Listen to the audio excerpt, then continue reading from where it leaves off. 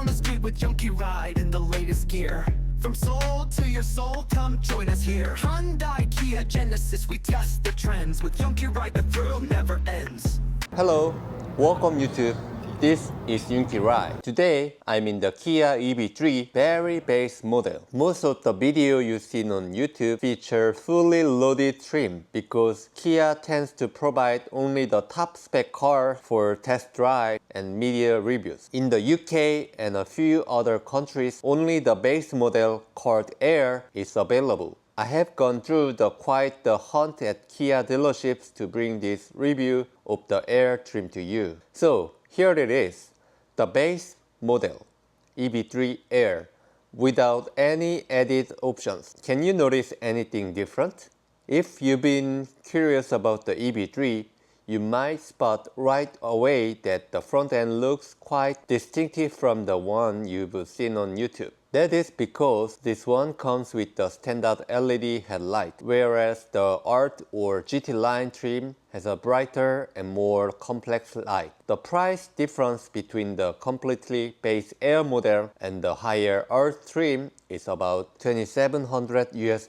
In today's review, we will see if the Art is really worth that extra cash. This neat side profile, you can see standard 17 inches wheels. They are not just base steel wheels. You could share out an extra $2,700 USD for better headlight and larger wheels, but remember, the EV3 is still an EV3. I would recommend going for the value buy. Just think how many Big Macs you could get with that money. Let's take a closer look at this light. Which basic models give you LEDs? And check out this tail light. While not as flashy as the one on the Art or GT line trims, they haven't even cut back on the light that fit into the middle of the trunk. The lights are not that bad. They fit the design well and don't strip the car of its identity. If you've seen the fully loaded EV3 and then look at this, you might find it a bit plain. But as I said earlier, the EV3 is still the EV3. It's a value-packed compact EV, so don't get too hung up on options. Bulb type, tail light, and a pure white color.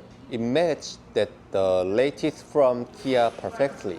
If you option for many upgrade on this EV3, you might as well as be paying a price close to that of Kia's higher-end EV5 or EV6. So for this reason, I personally recommend sticking with the base option. This 17 inches base wheel look very different from other brands' basic model, which usually have simple steel wheels. These are aerodynamically designed 17 inches aluminum wheels. The base model features no sunroof or roof rack, which might seem a bit plain, but it is standard for a base model. Reducing air resistance might even be improved electric efficiency a bit. This area can later be modified to add a roof rack. It feels more like hatchback than a CUV, which I think is actually a nice touch. Car next to it is Kia's flagship sedan, the K8. You can see it shares the same design language as the EV3.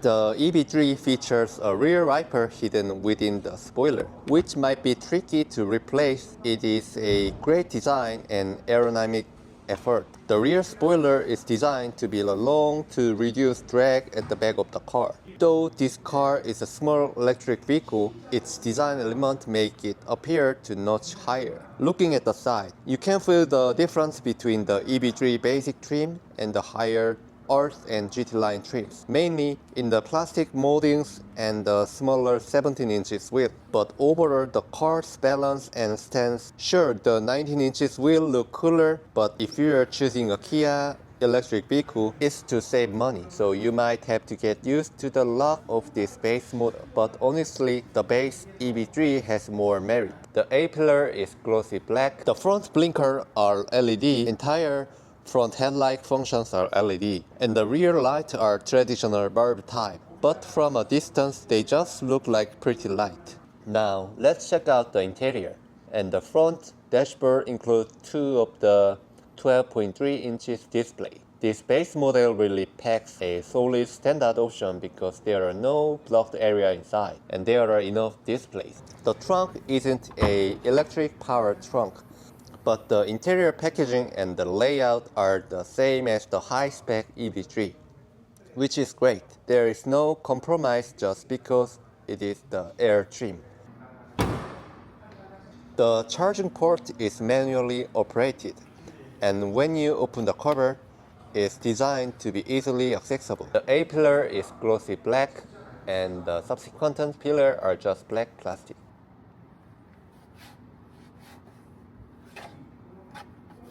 The rear door handles are up high, and the door trim feels like sturdy plastic.